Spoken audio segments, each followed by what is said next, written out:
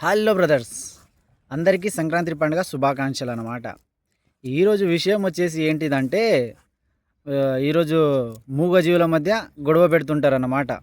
కోడి పందెం అని ఎద్దుల అంటే బండ్లు ఉంటుంది కదా, ఎద్దుల బండి తిప్పడము, అట్లా మూగజీవుల మధ్య గొడవ పెడుతుంటారు. అయితే చెప్పొచ్చబ్బా, ఇది మన సాంప్రదాయం కదా, ఎప్పటి నుంచో వస్తుందని చెప్పొచ్చు. అయితే మన భారతదేశం యొక్క సాంప్రదాయం ఎలా కట్టుబొట్టు, ఫుడ్డులో కానీ, జీవించే విధానంలో కానీ ప్రతి ఒక్క దాంట్లో మనం పాటిస్తున్నామా? పాటించడం లేదు. అది కాక మనకు బ్రిటిష్ వాళ్ళు పరిపాలించింది ఎన్ని 200 సంవత్సరాలు పరిపాలిస్తే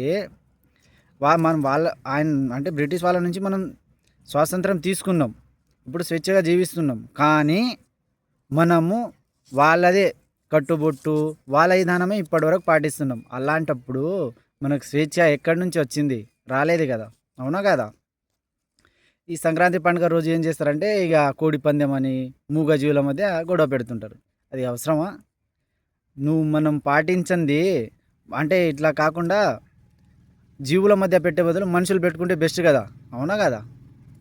మనిషి నీకు ఇంత బలం ఉంది, నాకు ఇంత బలం ఉంది, పెట్టుకోండి, అయిపోతుంది. మూగజీవుల మధ్య ఏంటికబ్బా, అవునా కదా? మళ్ళీ రేపు కొత్త మెసేజ్తో వస్తాం మీ ముందుకి.